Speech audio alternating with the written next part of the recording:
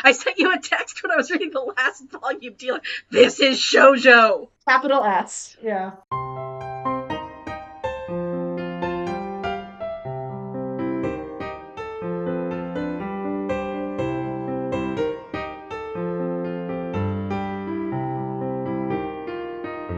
Hello and welcome to Chatty AF, the Anime Feminist podcast. I'm Dee, mostly retired but still hanging around the Anti-Fem break room until they change the locks. You can find me posting cat pics and geekery on Blue Sky at dscribe, that's D with two E's, and sporadically remembering I have a Tumblr at Jose Next Door. And I am joined today by fellow Anti-Fem staffers, Peter and Vrai. I'm Peter Phobian. I'm editor here at Anime Feminist, and I'm Peter Phobian on Blue Sky. Hey, I'm Vrai. I'm daily operations manager for Anifem. You can find me being tired and kind of hanging out on Blue Sky at Writer Vrai. And you are listening to our ultra rare 1% pull rate series, the Manga Variety Hour. They're very fun, but yeah, they take a long time to do. I love putting them together, but you do have to make sure that you've got enough people who have read enough similar titles. Otherwise, it's just like one person monologuing, which I was a little bit worried this one would be. But thankfully, we were able to find enough titles that we'll all get a chance to talk, which is good. Yeah, as that suggests, we haven't done one of these in a hot minute. So, as a reminder, Manga Variety Hours are where we discuss an assortment of manga series under a particular theme, complete with the corniest segment titles the team would allow me to use. This time we'll be giving you the rundown on some historical fiction series in an episode we're calling History is Written by the Mangaka. To help us narrow the field, we're only talking about series specifically set in like real world places and times. So historical fantasies are off the table, and so are series like the Apothecary Diaries that are like vaguely set in history, but not like concretely set in a particular place. I would personally love to do a historical fantasy episode as well at some point. So if that's something folks at home are interested in, let us know. For the record, the last time we did this was February 2021. Yeah, it's been a while. We should at least try to get one of these out a year. I will be stepping up to the plate first to get us started with a segment we like to call Fast Pitch, where we plug a series that doesn't need a ton of time to discuss, but it's still worth a read. Our fast pitch title this time is Goodbye My Rose Garden, about a Japanese woman who takes a job as a maid in Victorian England, where she and her mistress bond over books and then eventually fall in love. The reason this is a fast pitch is because there's actually a lot to discuss, but we've talked about Goodbye My Rose Garden a lot on AniFem already. It's part of our queer manga recommendations list. Side plugged the first volume in our Yuri Manga Variety Hour way back in 2021, and yours truly wrote a deep dive article about it called Daring to Speak Its Name, Goodbye My Rose Garden and the Queer Historical Romance. So I don't need to say much more about it here. I can kind of just direct you to that queer recommendations page if you want to get a few paragraphs of a write up there. But y'all, I did so much research for that AniFem article that any opportunity I get to shamelessly plug it, I am going to take it. So I'm doing that right now with this fast pitch. Also, it remains one of my all-time favorite historical manga and one of my all-time favorite Yuri manga. So, like, plugging the series itself, any opportunity is also a great one. Just as like a very short, like little fast pitch here, the characters are very likable, but also really well written. It's a very smart series. It really fantastically balances like acknowledging like the historical realities of being a queer woman in Victorian England, while also kind of balancing that with like a more contemporary love story elements. Builds to a really satisfying finale, and it's only 3 volumes long, so it's a very easy commitment. So yeah, if you haven't read that yet, just go do it. Go do it. It's time. I am worn out from my time on the pitcher's mound, guys. I had to speak real fast for that one. But I can't rest yet. Vrai, as I skip off this baseball field, will you join me on the dance floor? Because it only takes one to pitch, but it takes two to mango. Always. Yes, I will always talk about this series. Excellent. Anytime. So, Two to Mango is where two of our hosts chat about a title that they have read. This round, Vrai and I are talking about Natsume Ono's Edo period crime drama, House of Five Leaves. Not to be confused with the experimental horror novel House of Leaves, although that's also good, and I'd recommend that too. Okay, Vrai, you finished reading House of Five Leaves more recently than I did. Would you care to provide a quick like plot synopsis for the folks at home? Yes, because I finished reading it 6 months ago when we Oh were going no, to. But it's still fine. Still sooner than me. Okay, so this is a series by Natsume Ono, who folks might know for Aka 13, I think was the most recent during the streaming era anime that had been made from her work. Ristorante Paradiso, or Not Simple, which we covered on a bonus podcast if you're a Patreon listener. No, it was on a Manga Variety Hour. We did it on our One Shot Was it? Wonders. Yeah, it was on a One We Shot Wonders. did! Yeah. Oh, past episode shout out. Yeah. So, House of Five Leaves is set during the Edo period in Japan, and it is about Masanosuke, a ronin who is let go from his previous job after coming to the city of Edo, hoping to make a name for himself because his family is in disgrace. But unfortunately, he cannot keep a job as a bodyguard because he's extremely shy and anxious and is known to be a coward who has run from a fight, essentially. So with no money to make food and on the brink of starvation, he happens to cross paths with a mysterious man named Yaichi, who hires him to be a bodyguard who doesn't have to do anything. He should just stand there and look intimidating. The job goes off well, but to his horror, Masanosuke finds that actually he has been party to a kidnapping and ransom, and so now he is complicit in that. Unfortunately, he can't quite bring himself to break ties because there's just something about Yaichi that draws him in, and he wants to know more about this strange, mysterious man and the family around him. Their lives and sort of their backstories that brought them to this organization of the Five Leaves unfolds from there. Yeah, so I describe it as a crime drama, but it's also kind of a found family like character study where it sort of touches on each member and like how they got involved and what their relationship is with Yaichi, and then you gradually start to learn more about Yaichi and Masanosuke like throughout all of that as well. Now, Vrai, you're actually the one who kind of got me into this one. I tried reading the manga in college and bounced off it a little bit. I think I was just too young to like appreciate Ono's particular style of kind of quiet character drama. Because I think we've talked about this before. She's very good at like understatement and like focusing on like the quiet moments in between the action. Because like you'd think a story about kidnappers would be full of action, and there is some in it, but a lot of it is more about like the downtime that they spend together and get to know one another, which is a very Natsume Ono thing. Like Aka 13 is like built around a like a political coup, but most of it is them like eating in bakery. It's great. I love that style of writing that she does, but I think you do have to be in the right headspace for it. But you recommended the anime of this, which I do feel like deserves a call out, even though this is a manga podcast, because it's quite good. And I watched that years ago, and then when House of Five Leaves went up on the Viz app, I went ahead and came back to the manga as well. Yeah, the anime is actually one of my top 10 favorites, has been for a long time. It was off of streaming for a long time. It's actually back now. Which is Retro Crush great. has it, which Yeah. makes me really happy. Yeah, this one's really easy to get a hold of. If you want to watch the anime, it's on RetroCrush. If you want to read the manga, you can get it through the Viz app for like $2 a month.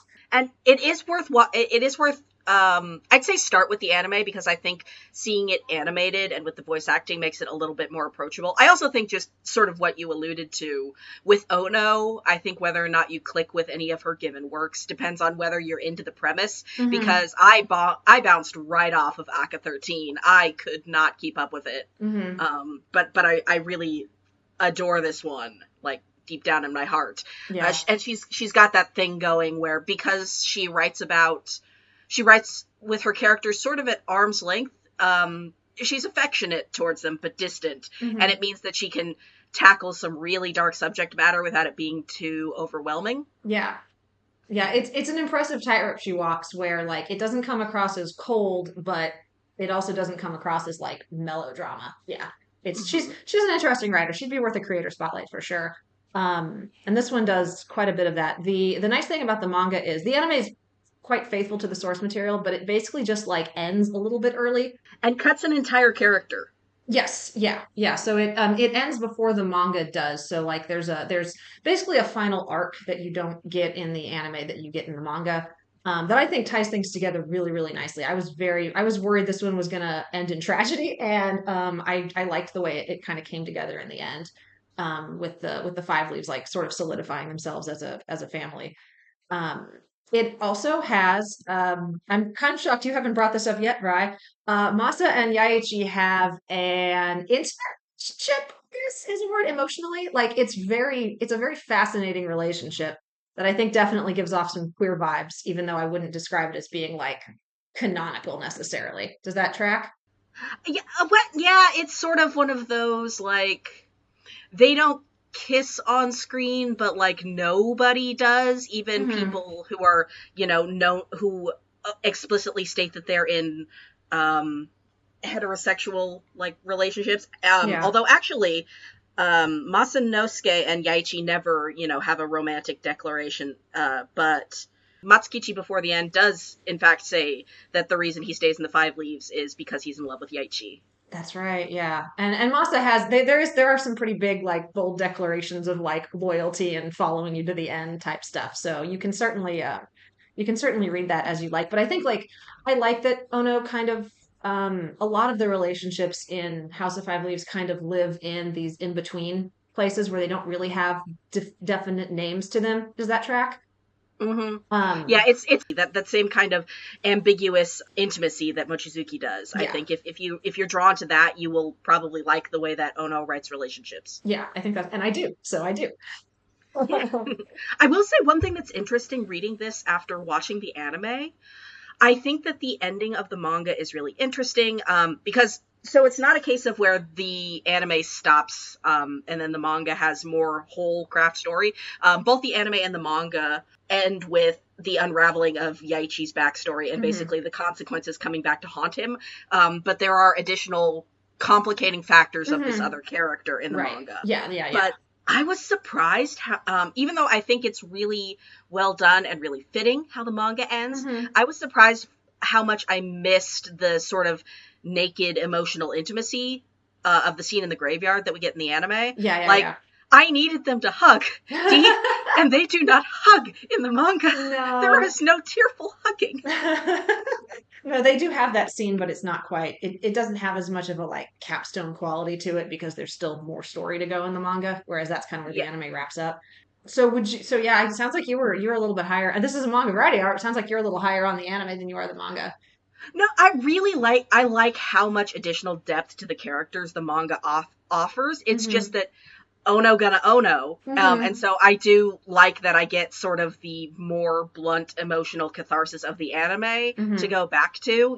Emotionally, I feel satisfied that, whereas I felt like intellectually satisfied by the ending of the manga. And maybe it's Gotcha. because I already had the anime ending in my mind Hmm. that I was kind of waiting for that moment. And it, Whereas yeah, it's like, yeah. yeah, and it'd been a while since I'd seen the anime, so like I couldn't 100% remember how it ended, so like comparing them was a little bit fuzzier. But I definitely by the last volume of the manga because I really thought things were just going to go completely sideways and like everyone was going to break apart, and I was like, don't do that. So I got a little emotional at the end of the manga Hmm. too. So yeah, it sounds like they make for good companion pieces. So like definitely, I think we would both recommend checking this series out, especially if you're into those kind of more slower paced kind of character study pieces, which I think Ono does quite well. Okay, let's move on to our next segment. I've pitched, I've danced, and now I'm going to take a break. Peter finally gets to talk. Yay for Yeah. Peter. Yay. Next up is a segment called Love It or Loan It, where we look at a long running series that's worth a read, but is it worth a buy or a borrow? Peter, what have you got for us today? Oh, I guess I should preface this by saying I am in fact borrowing it since Nate buys every copy and then lends it to me. So usually, I think I would buy this series if he wasn't there. Hmm. So I will call it a love it. I don't know if I'm supposed to do that at the beginning or the end, but It's okay. even though I'm loaning it and I'm a hypocrite, I We've guess only we've I'll only put it done a all love out it. there. This is like the Yeah. second Love It or Loan It. It's the Wild West out here. You can organize things however you want. hmm Yeah, yeah. So, love the series. Golden Kamuy. Yay! Thank you. Yeah, yeah, yeah. It's very difficult to summarize this series because it's such a kind of grab bag. It's like an action adventure comedy mystery. It's got a ton of references to film and history in it. Technically takes place, I think, in like the 1900 to the 1910s, in that range. Yeah. It's kind of like a big guy, little sidekick 90s cartoon while also being like breathtakingly violent and spending a lot of time sexualizing its entire male cast. So it's spinning a lot of plates, and it's kind of fascinating that it kind of coalesces all this into such a confident narrative and aesthetic. Satoru Noto kind of like threaded the needle when he made this series, I think. But just to kind of summarize it, it takes place in Hokkaido after the Russo-Japanese War, and it's kind of like this Smoke and Ice's / National Treasure-esque treasure hunt where three factions are trying to track down this lost Ainu gold. One as sort of the main character Sugimoto and his partner Asurpa as sort of a preservationist project. Well, I mean, he needs money on the one hand, but as Asurpa is Ainu, which is an indigenous group of people from Hokkaido. It's basically her people's gold, and they've been basically run over historically. So she's trying to preserve her own people via finding this gold. And then the other two factions are the Tsurumi faction, which is led by the former leader of the 7th Division during the Russo-Japanese War, who is trying to use the gold to create a separatist state. Well, I mean, basically everybody wants to create a separatist state in this one. He wants to do it to turn Hokkaido into its own country that can manufacture guns and drugs and turn it into its own military power, which is also kind of the faction of Hijikata Toshizo, who historically should be dead by this point, spoiler, but survived his untimely end during the Bakumatsu and now wants to use that money to reestablish the Republic of Ezo, which was what Hokkaido was formerly a separatist country for, I think, something like 5 or 6 months before that stopped with the ending of the shogunate. But he wants to bring it back, the classics. It's difficult to know what to talk about this series. It's a lot. I've seen the first, I think, 2 core, because I think the anime was 2 core right off the bat, and then they took a break. I've seen the first 2 core, and yeah, it's a lot. You did a really good job summarizing it because it can be pretty chaotic in the moment. Yeah, it's also a cooking anime. Oh yeah, I missed the cooking part. Yeah, a lot of the best scenes are Asurpa creating traditional Ainu dishes. Yeah, kind of like after killing a huge number of armed men, they might need to take camp, and then Asurpa makes some soup or something. Mm-hmm. So yeah, it manages to wrap all this stuff very well. Again, it has a lot of cool historical references. It does have actual historic individuals like Hijikata Toshizo, who was formerly the Shinsengumi. But it's also got a lot of characters who are just kind of mashups of a lot of historic people. Like Kano Inagana is the main. I guess I should mention the method by which they're trying to track down this gold is it was tattooed on the bodies of a bunch of prisoners in one of Japan's most notorious prisons, Abashiri Prison. And so they need to track down these people and either copy their tattoos or skin them, depending upon which faction you're working for. Mm-hmm. Since they're tracking down all of these crazy criminals, right?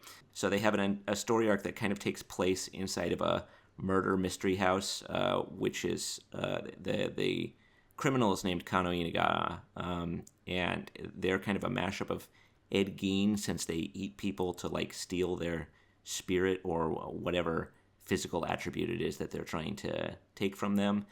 But there's also like this H.H. Holmes reference in I don't know if you've read Devil in the White City, but they... Do I know H.H. Holmes? Look at everything about me, Peter. For the listeners. It's kind of like this weird murder mystery house, lots of trapdoors, torture chambers, that kind of thing. A real thing that happened during the World's Fair in, was that Chicago or Philadelphia? One of the two. There was going to be a Keanu Reeves movie, rumored.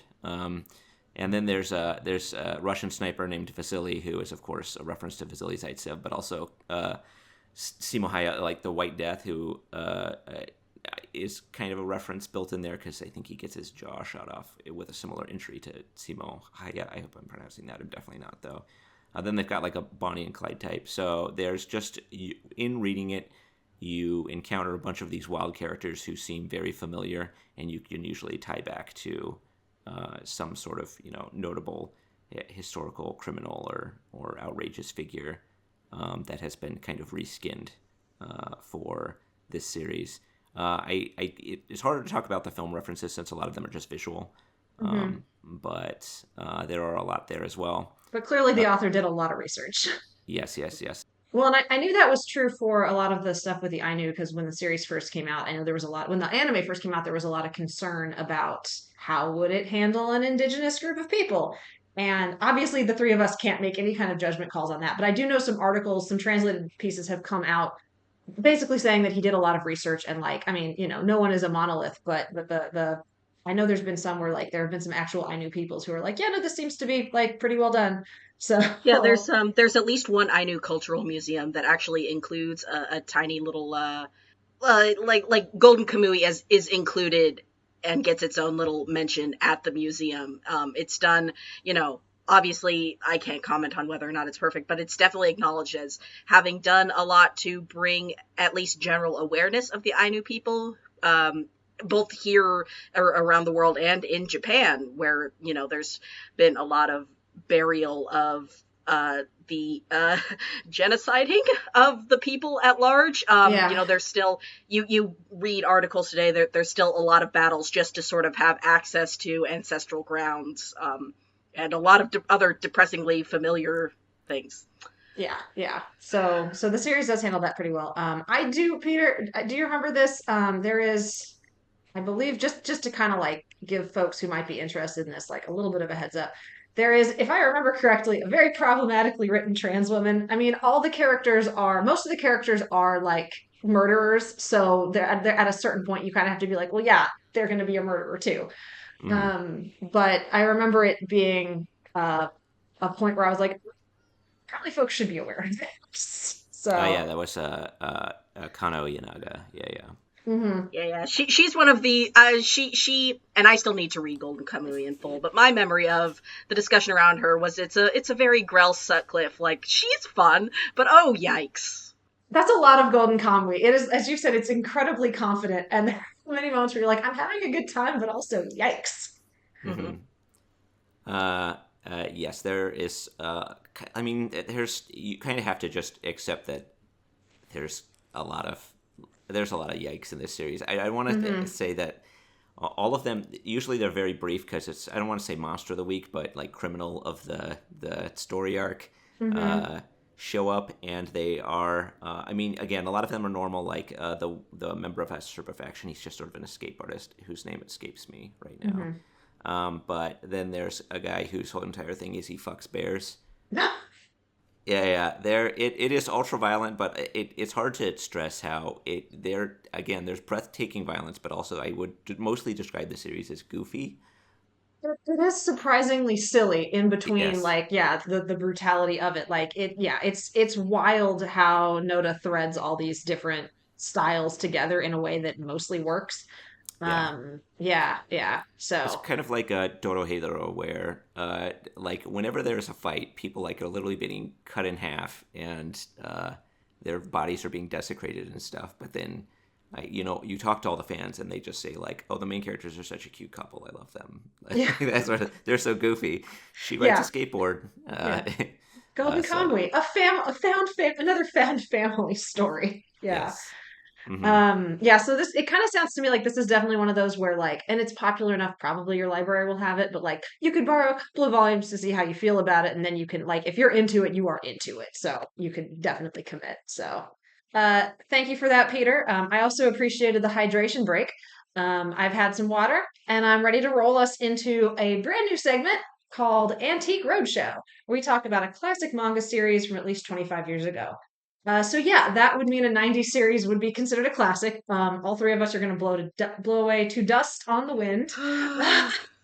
And you just can't have a historical manga variety art without talking about The Rose of Versailles by Ikeda Ryoko, written 1972 to 1973. You guys, obviously you're familiar with this. Have you read or watched any of this, or is this mostly me monologuing?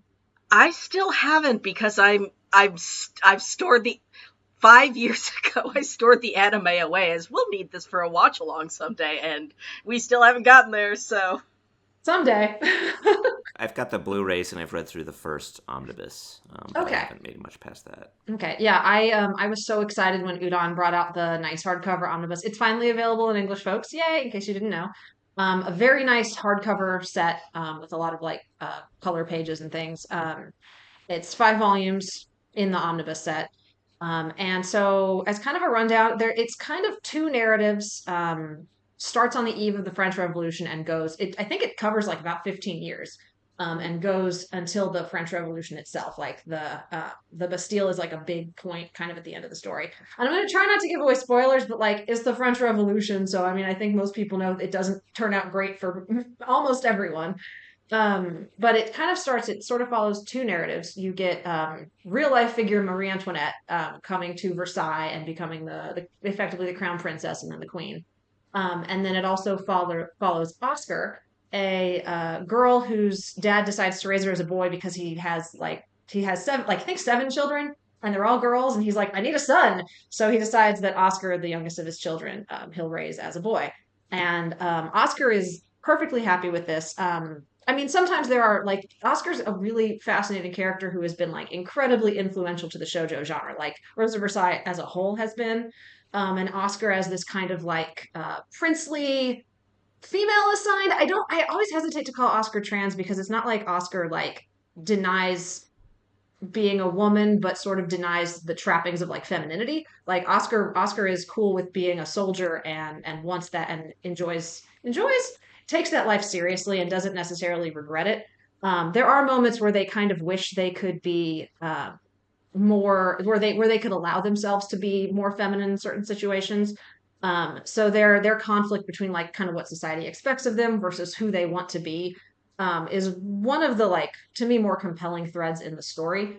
Also, Oscar slowly realizing that like the people of France are being treated like crap, and the nobles and aristocracy are like 100% in the wrong. Forms like a really fascinating line throughout what is a pretty hardcore melodrama. There's a lot of like court intrigue and backbiting in the Marie Antoinette storyline, especially. So there's a lot to like from like if you like political dramas, if you like romance, there's a lot of elements of like star-crossed lovers within it. There's it was written in the 70s, so there is a little bit of like assault that it's not played as romantic, but it's not played as seriously as I think that a contemporary, audience would take it. Like there's a moment where a character like starts to force themselves on somebody and then apologizes and stops. And like so there's that. But like it's yeah, so I mean kind of be aware of that going in. But it's Ikeda, so it's very stylized and lovely. And again, it's this massive I would recommend it. I mean, I'd recommend it to most people because I think it's a good story. But I also think that like if you're interested in like manga history at all, like it's a must read. Like this would be on like a classroom syllabus because it has been hugely influential, not just to shoujo, but like to all genres, shonen, everything. It's such a big piece and um, still holds up like remarkably well, given that it was written in the 70s, so in the early 70s at that. Do you guys have any questions for me about this one while we're here? I definitely want to say I think like the more you know about this series, the more it's like you can see the Matrix watching literally almost any other anime. Yeah. It as you were saying, as far as its influentialness, you just start seeing references to it everywhere. Mm-hmm. Uh, and it's kind of one of those eye-opening moments where you can really kind of see kind of how landmark of the series is just based on it's like a fundamental building block of some narratives now and visual references. Mm-hmm. So even just Yeah, for I that, feel Yeah, like absolutely. even if we just keep it in the realm of Shonen Jump, it's like you've gone through your life, and then one day as an adult, you're like, "What is this Dragon Ball? yeah, Oh, or like watching Twin Peaks or Streets of Fire or something, where you're just like, oh man, this had such a huge influence on Japan. You can see red rooms everywhere, just like the aesthetic of the dude in Streets of Fire and frickin' William Defoe's character, just kind of like that Yeah, and it's still a massive touchstone today. Like there are regularly stage plays and musicals of Rose of Versailles. My friend and I have decided the next time we go to Japan, which will be a few years because she has small children, but Yeah. the next time we do that, she's like, we have to try to track down a Rose of Versailles show. Now that I've read the manga, I just have to see a musical version of it. So hopefully it And, will continue to be popular and continue to get retellings and remakes throughout the years. yeah, and I want to say, if you want to, this can be a good opportunity if you want to know about, if you want to use it as a stepstone to look into more of the history of progressive movements generally in Japan, because we have an article on the site that talks about how Ikeda herself was really connected to the student movements and protests of the 1960s, and that was definitely an influence on Rosa Versailles. Yeah, we It's have we have quite a fascinating. few. We have a few really good Rosa Versailles articles and like Ikeda articles up on the site now. So like, yeah, definitely recommend. Like, you could just check out that tag and find some good stuff in there for sure.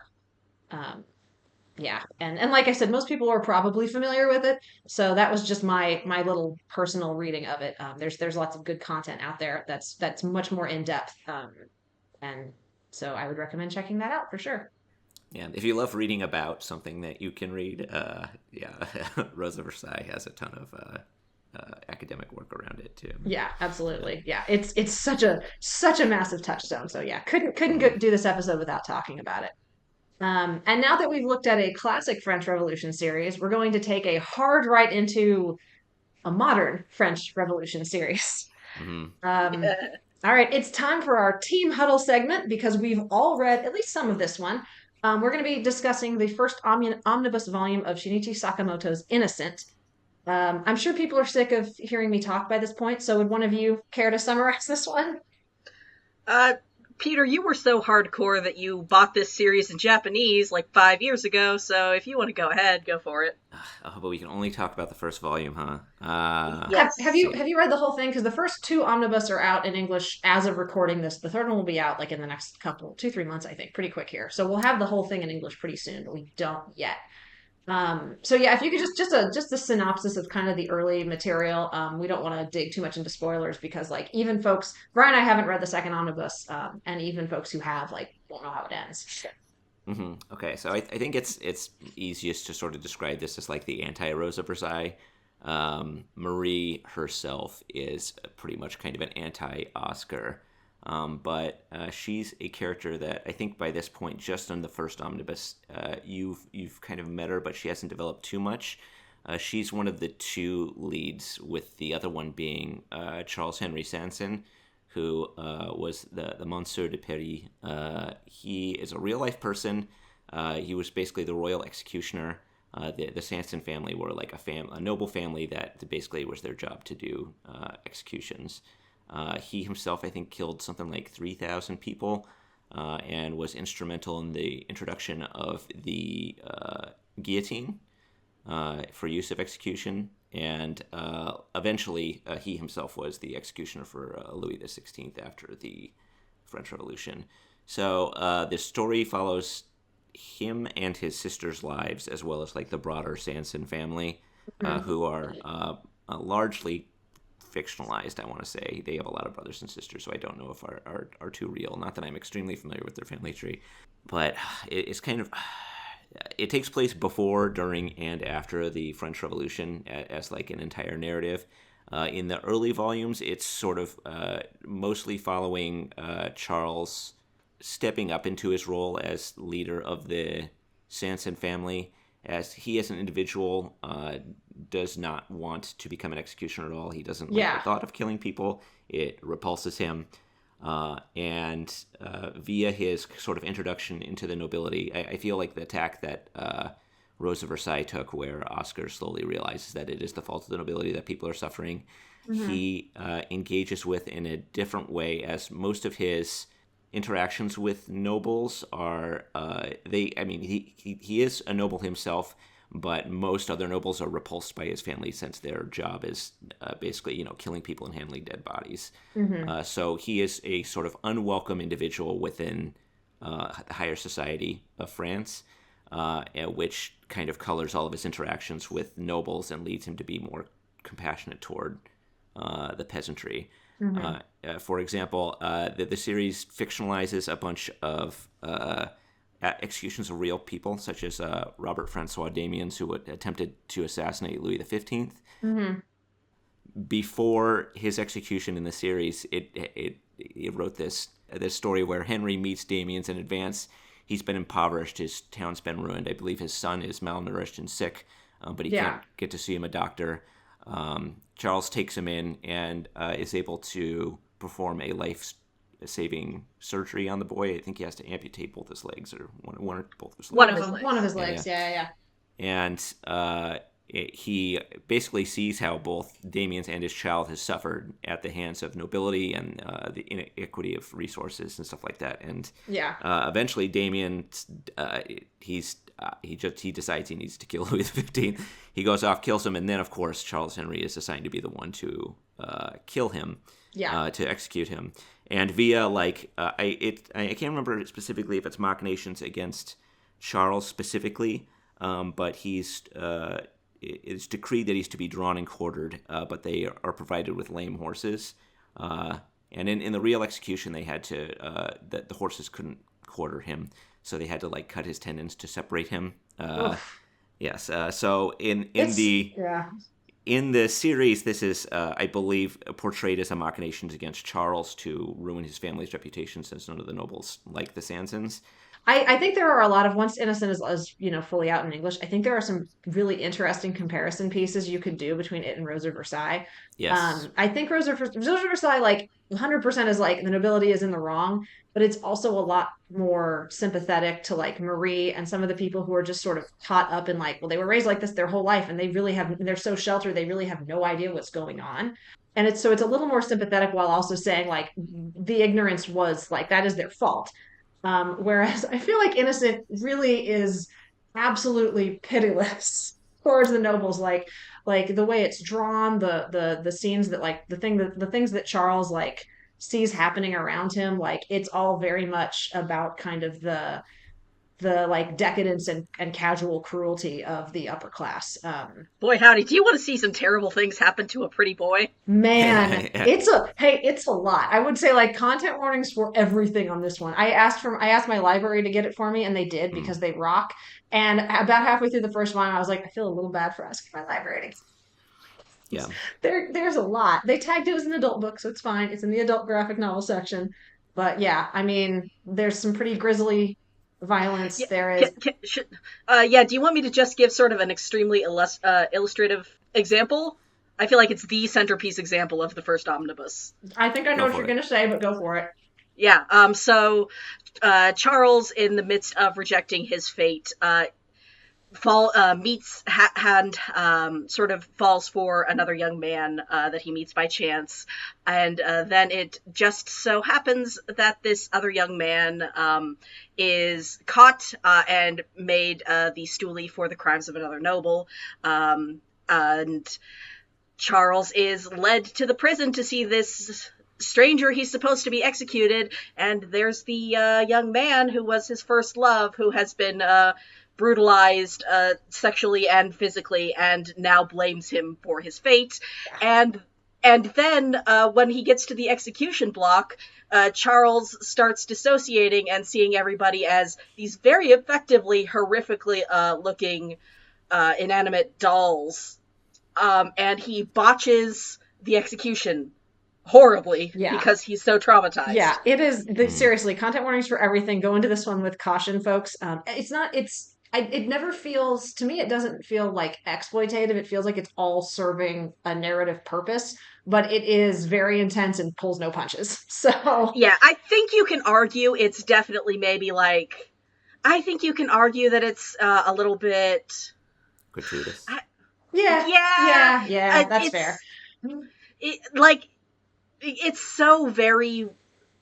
It's so very my shit, which is a horrible thing to say, but this kind of Same. thing is the kind of thing I read a lot. Mhm. This sort of very gothic suffering is horrible and grotesque, but it's also drawn beautifully. It's very what it is, but I don't think I would blame anybody who put it down halfway through and looked up fucking really? I'm Yeah. slightly hesitant to keep going, Hmm. which isn't to say that I thought it was bad. I was just like, this is a lot.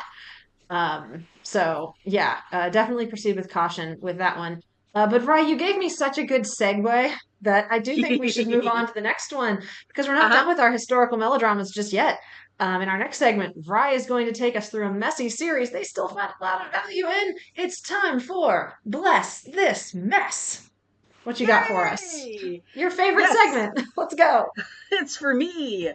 So this time around, I am going to be talking about Aya Kano's Requiem of the Rose King, which I wrote a little article on, gosh, years ago now. Mm-hmm. And I do want to say up top that when I wrote that article, folks were, a lot of folks stepped up to give some feedback, and I want to try and be mindful about that because I think with Rose King, it's very easy to it's very resonant for me as a trans reader, but I want to try and be careful of the fact to not overshadow that it is about an intersex protagonist, and while our communities have a lot of overlap in issues that we face, they are not the same thing. So but so yeah, Requiem of the Rose King is a dark shoujo manga. It ran from 2013 to 2022. It was only Ayakano's second long-running series. Her one before this was Otomen, which is more of a sort of school-based shoujo, and I think a little bit more comedically inclined. So this was a really big departure for her. And it is a retelling of Shakespeare's play Richard III, which is my very favorite Shakespeare play. It is an absolute tour de force for whoever you cast as a central actor because Richard is basically never off stage. And the plot of the play is that it takes place during the War of the Roses. If y'all at home have heard of Henry VIII and the Tudors, these were his ancestors, and Richard was part of the House of York, who was dethroned by Henry VIII's predecessor, and Henry VII was made king. So it's also important to know about that play that Shakespeare wrote it on commission for Queen Elizabeth, who was, a relative of the victors of this particular conflict. So Richard III is a great literary villain. He's also arguably a hatchet job of the historical figure. The probably the most famous lines from the play are the opening monologue, Now is the winter of our discontent made glorious summer by this son of York. And the gist of the monologue is that Richard is saying, York is finally ruling and in a position of power. However, on account of I am so ugly and disabled and disformed and hideous, he probably had scoliosis in real life. Yeah. But he has a withered arm and a hump in traditional stagings of the play. Because I am so terribly, terribly hideous and malformed, I've decided that I am going to betray my way to the throne for the lulz? And so he does. It's a wonderful actor showpiece of a play, but also deeply ableist. Deeply ableist. Yeah, I thought that, but you know what? You're right. It should be said. And the interesting thing about that is that Kano's take on the material. I say all this to say that Kano is not doing a historical take on the War of the Roses. She is retelling specifically the play and sort of refracturing that and looking at it through new lights. And she decides to take the tack that Richard's quote-unquote deformity is that he is born intersex. He is assigned male at birth by his father, and that's very important to his identity for him. But he struggles a lot because he's smaller than his brothers. He has breasts. He is treated as this object of shame by his mother, and his father dies early as part of this struggle for the throne, which then motivates him sort of chasing this specter of the only person who ever gave him love. And he keeps trying to chase the memory of that into what increasingly seems like the hollow glory that he'll find inside the circlet and on the throne. So this, like I said, it ran for almost a decade. It is 19 volumes long. It is, holy fuck, this is shoujo. Um, the early honestly, I think you can draw a lot of comparisons to Fushigi Yugi, in that it is big, it swings big, it swings messy. You can tell, you can sort of see Kano learning what she wants to do and sort of figuring out the kind of story she wants to tell as it goes along. I think the early volumes lean a little bit heavy on sexual menace and sexual assault. Like in the first 5 volumes or so, there's probably 2 or 3 scenes at least where Richard is somehow cornered and stripped of his clothes so that we can show off, that he has Yeah. breasts and people can be shocked about it, and that can be kind of rough and frustrating. But at the same time, it's also a series that is absolutely sumptuously drawn. It's really gorgeous in terms of the thorn imagery, and Mm-hmm. he's sort of, visited by this figure, this ghostly figure of Jeanne d'Arc, who is, of course, this other famous French, part of the, lineage between French and England, this other famous figure of kind of gender ambiguity, who sort of taunts him, and as the series goes on, becomes both like this tormentor and this source of solace, and this monologue he has with himself as he grows about his relationship to his gender and his social role. And I feel like that is an element of the series that really matures and becomes fascinating as it goes along. I think one of the other weaknesses of, because when I wrote about, I think I came down a little bit critical when I wrote that article years and years ago. And back then, only like the first 4 volumes were available in English, and Mm-hmm. it's got that trouble with sexual assault. And I think Kano also hasn't quite figured out what she wants to do with the women of the series in those early volumes, Yeah. because it's like everybody in this series is sort of machinating and terrible.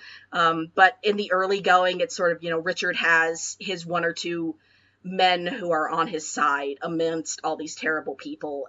But among the women, it's kind of terrible, terrible, terrible. And then Anne, who is sort of pure and naive. Mm-hmm. And that's, it can be a little bit frustrating early on. And that's another element that I think as the series hits its second act, it really grows into and figures out what it wants to do. In that, by the second half of the series, once, spoilers for history, Richard has sort of gotten to court and gotten close to the throne, and is actively within reach of it. It starts to get more into these questions of, I am a man, that's important to me and who I am. But, sometimes he has these fleetings of, well, who would I have been in this other life?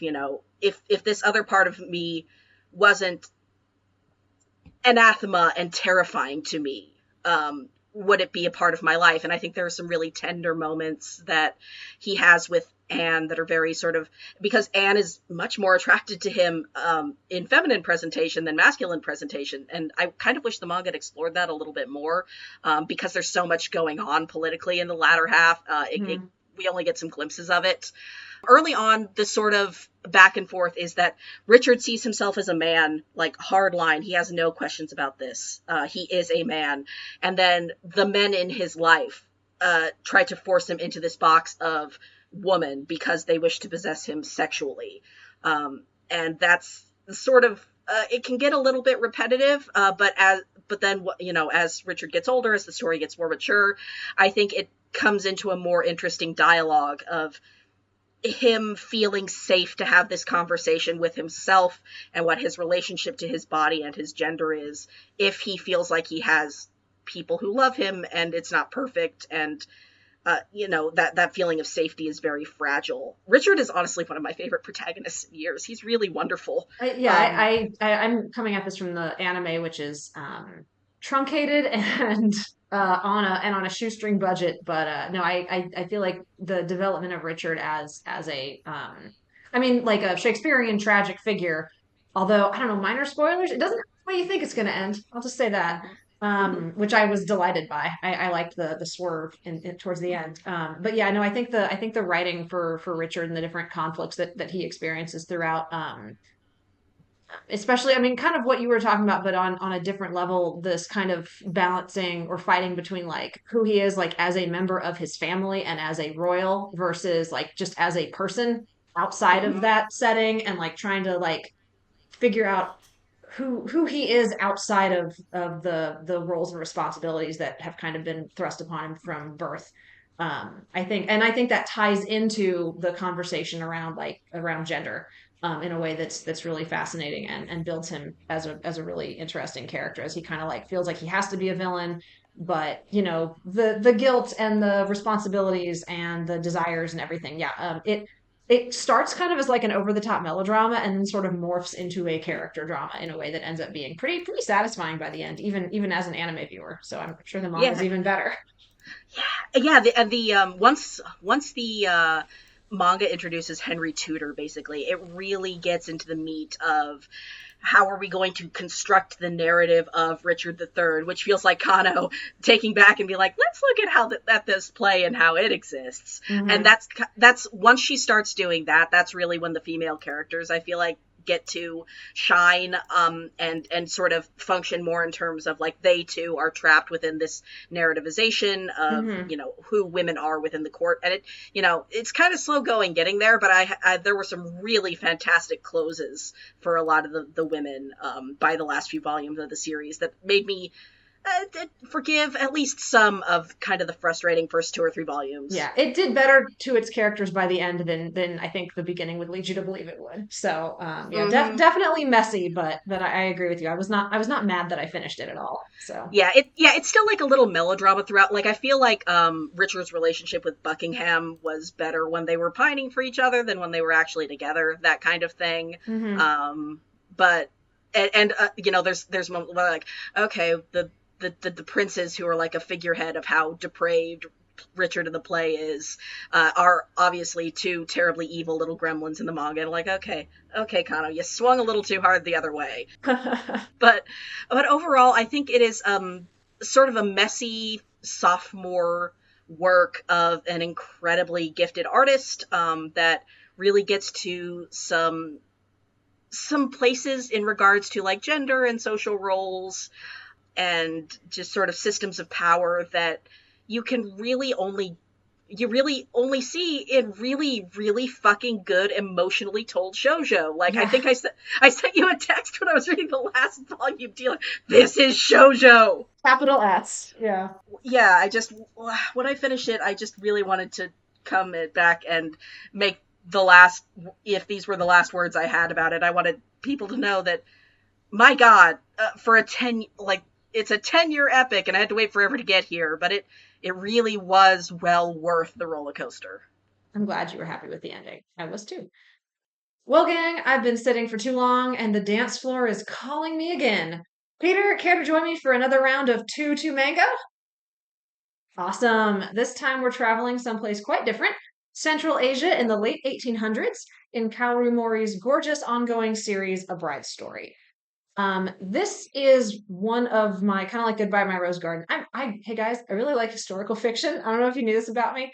Um, but this is another one of my favorite series. Other than the fact that it is absolutely beautiful, Kaoru Mori is one of, if not the best, like straight up artist mangaka on the market. I once heard her described as like a shonen rival trying like a shonen rival, except the rival is also Kaoru Mori. So constantly trying to just one up herself.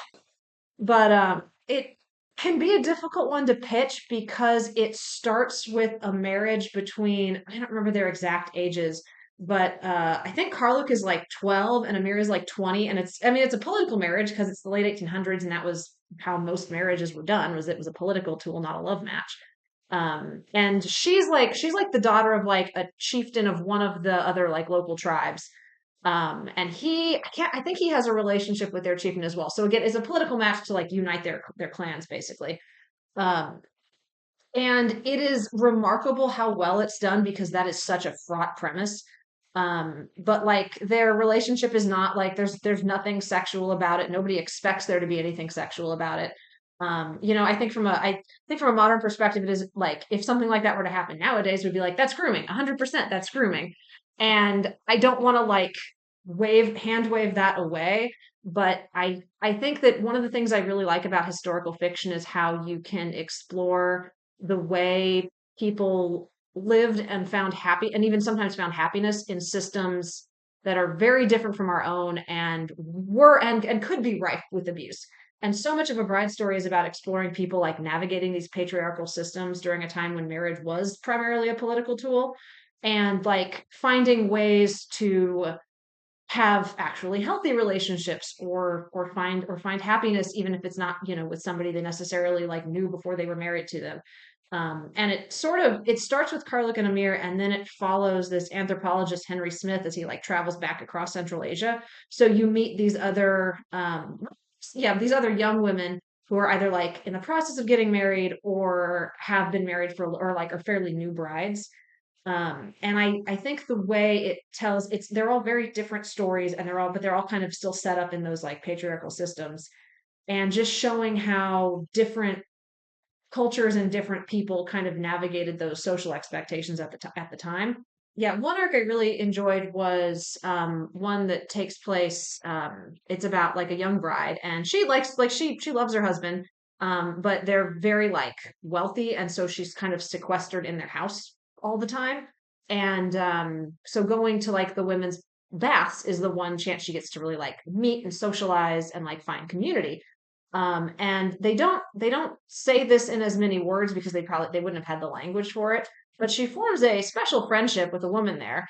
And Mori is very, very like, again, this takes place at a bathhouse, and Mori's art and perspective, it is very clear that she is attracted to this woman.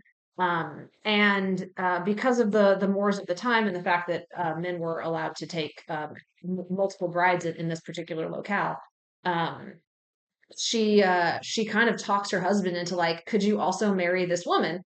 And he's like, yeah, if that would make you happy and you'd have a friend in the house, I think that sounds great.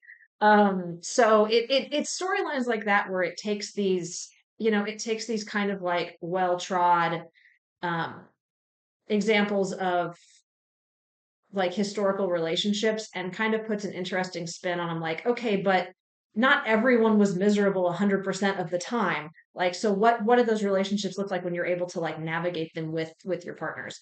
And I think that makes it for a really fascinating experience, where it doesn't necessarily feel like we've mapped, modern day like social mores onto, a historical period. Like it feels like Maury did a lot of like a ton of research to try to make it like true to the world that it's in.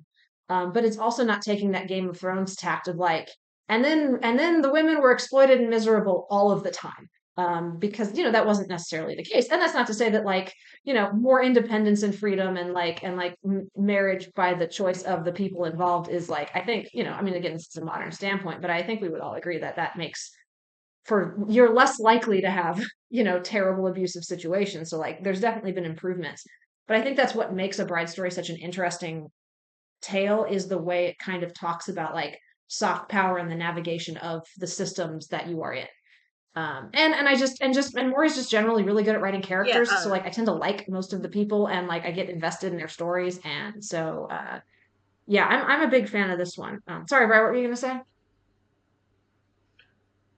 oh no, I was just for folks at home. I don't know if you clarified, but my because I still haven't gotten around to reading this yet. But the opening relationship that I think kind of makes people, that sort of keeps people from diving in, that ends I up mean, yeah, being so pretty far. I mean, platonic, doesn't it? the implication is they are husband and wife. Eventually, he will be older, and when he is, they will have children together. I mean, that is that's what the marriage bond would have been at the time. But there is no pressure on him um, for that to happen. There's no indication like as he grows, like they do kind of start to develop a relationship that like eases its way into being more romantic. But no, like from the at the very beginning, it's completely platonic, and by we're on like volume 13 or 14, it still basically is. So Yeah, I would say they're like all of the like scenario and situations in which, because it jumps around to all these different people all the time. But hmm whenever we revisit them, the context for their stories are either about stuff that's going on in their town, or when it's related to their marriage specifically. Her kind of learning more about his larger family, or him kind of he has a lot of admiration for her since she came from like they're from like settled merchants and she's from like horse people who travel around, so she's able to hunt. She like can go out, like bring back a bird or some sort of animal, and they end up eating it or something like that.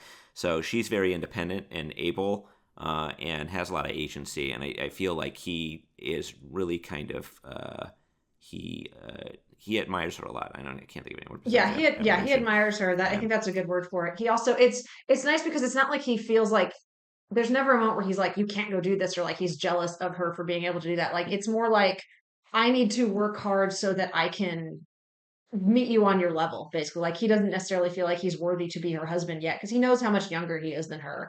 And he knows that he still has a lot to learn about like being a member of his community and being a leader of his community. So their dynamic is very interesting in that regard as well. Yeah, they have a lot of affection for each other, but I think a lot of his writing is he says like when I become a man a lot. So it's like when he becomes a man, he wants to be somebody who's worthy of her. Yeah. So it does have that kind of like in the future, like pretense to all of it. Mm-hmm. So yeah, I think it's definitely one of the perilous scenario, but handled very well. I think Remarkably well. Like I could not believe how like and again I think all the arcs are, and it does a nice job of like showing people from different social classes as well as from different cultures from this sort of Central Asia region. Um, and it goes into the Middle East a little bit by the time Smith gets to like the end of his route, and like the surrounding story, like there's a lot of political like tensions with I believe colonizers. The last couple of volumes have kind of talked about like I think it's kind of some Russian forces are sort of starting to like encroach upon their lands and like how they're going to deal with that. It feels like we might be getting kind of towards the finale of the series. Do you get that sense as well, Peter? Yeah, it takes place during the Russian conquest of Central Asia. Yeah. So, and this definitely has been something kind of brewing in the background. Yeah. It's kind of like the approach of the Russian military or just conflict becoming nearer to their peaceful lives in general. Yeah. It feels like it's coming to a head. We basically followed Smith like all the way across from like their Central Asia home to like, I forget where, man, I should have looked up the locations before we started this. I want to say like around the Red Sea area, maybe not quite that far. But then he ends up going back, and like he's made it back, and so we've kind of done this full loop of meeting these different women and families along the way. And so now that we're back, and it feels like some of the political stuff is coming to a head, I'm very curious to see how Maury ends up finishing this one off. Yeah, had he ended it all, really. Yeah. Sort of, It feels like whatever the ending will be kind of a like this is a good stopping point, but like obviously everyone's lives are going to keep going. So yeah. um, but yeah, so again, I'm not like I haven't done like a ton of reading on these particular areas, so like I can't necessarily speak to how well represented it is, but like just by the amount of work that's done on like Maury has an interest in like day-to-day crafts too, so like there will be chapters on like different kinds of like weavings or Wood carving. carving, things like that. So like the different craft areas, and there is a ton of time spent on those. And she'll talk in her little like her little afterwards sometimes about like, here's the real life history I pulled from, or here's what I was reading that inspired me to do this. And I know she's visited some of the regions as well. So like she's clearly, put in some work. Obviously, I would be an article from someone who is like historically like knows that area and time period really well would be super cool. So if anyone wants to pitch us that, I'd love to see it. It's one I think that you could go story by story and kind of like dig into and have some good conversations on. So I don't know, maybe a longer podcast at some point. I'd love that. Yeah. But we are running up to the end of our variety hour, which I think at this point has gone past an hour. Whoopsies. But we're not done with the recommendations just yet. I will be bookending the show with another monologue. This one for a segment you just gotta belt out. It's time for Hit Me Your Best Sale. In this particular segment, one of the hosts plugs an under the radar series more people should know about. So I am going to hit you guys with my best sell for My Dear Detective Mitsuko's Case Files by Natsumi Ito. This one's fun because it's been running on Azuki as a digital only series for a while, and very recently, as of the recording of this, they announced I think Seven Seas is doing a paperback publication of it. So that will open it up for more people if you don't necessarily like reading digitally. If you do, Azuki is another like monthly service that's pretty inexpensive, and they've got some cool series on there. So that's one way to check this one out as well. My Dear Detective takes place in Taisho era Japan. It is about an independent investigator, Mitsuko, who takes on cases that aren't necessarily like, I mean, some of them are like crimes, but a lot of it is more, people lose something and they need help finding it, or so and so's acting unusual. Can you find out what's going on, kind of stuff. So there's a lot of more of her working with individuals and people and kind of trying to figure out like what their relationships are and how that could have worked out. It is she has kind of an assistant. I wrote his name down and then I lost it. Saku. There. Okay, let me say that line again, and then Peter can cut me not knowing. She has an assistant, Saku, who she meets as like a part-time server, and then he kind of gets involved in in like the mystery she's solving, and so he ends up coming along with her. Their dynamic is very charming. The story is primarily episodic with some underlying arcs for the main characters that kind of pop up here and there in between the different case files that Mitsuko is investigating. One of the reasons I really wanted to bring this up for the Anti-Fem audience is this series is like does not hide the fact that it is quite progressive minded. The very first chapter is about a trans person. And I'm using the term trans that wouldn't have been the language at the time, but like, bear with me. It is a male assigned person who likes to wear women's clothing and present as a woman. And I think even says, like, I have the heart of a woman. So I'm going to use the term trans. Um, and that's like the first story. It's very sympathetically handled. It's basically about like her best friend finding out um, about this, and at first being kind of upset, not necessarily because she's trans, but like more because like, why didn't you tell me? Like, why did I have to find out like this? And then them kind of explaining like, I was nervous about it. This is like, so it deals with the social mores of the time, but overall like in a very kind of sympathetic, like best case scenario way. Because by the end, her friend comes around, and they make up and continue to spend time together, which is really sweet. It spends a lot of time talking about sexism because Mitsuko's like the first female investigator, and so she has to deal with that along the way, pretty much from day one. There's there's chapters on classism, police brutality, exploitative business practices. Like it really digs into a lot of that stuff, and it always kind of comes up on the side of the more progressive angle for it. The storylines, because they're usually like 1 to 2 part chapters, it can be a bit tidy sometimes where things work out, maybe quicker than they would have in the moment itself. So it does exist in a slightly idealized version of the Taisho era. Um, and there is a chapter that's kind of about like the one good cop. We know there's brutality, but like this guy really wants to do right by the people. So approach that with understanding and awareness of it. But overall, I like this one a lot. I think they're up to like volume 5 at this point. So Seven Seas will have a few to put out when they do start publishing them. I'm curious to see if it's going to develop more of an overarching story, or if it will just kind of continue to be these like just episodic detective stories for a while. But doing this podcast gave me an excuse to catch up on it, and yep, still like it. So if you're into like detective type stories, mysteries, or historical fiction, especially with that more kind of progressive bent, I would definitely recommend this one. It's a really fun read. Sounds like it might be a good one for fans of Case Files of Jeweler Richard, which again I can't emphasize enough, despite its really underwhelming anime, is a really good manga and light novel. No, I think you're right. I would, just from what I'm aware of that one, yeah, I think that style of storytelling, if that sings to you, then I think My Dear Detective will sing to you as well.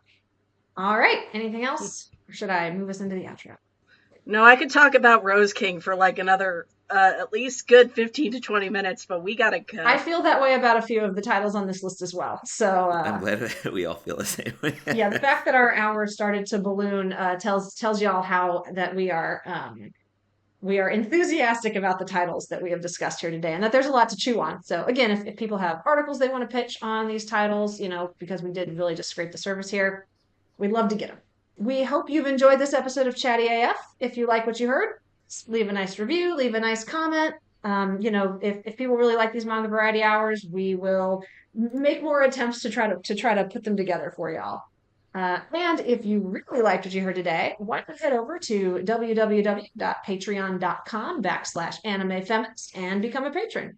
For the low price of $3 a month, you can get even more manga recommendations in our monthly newsletter.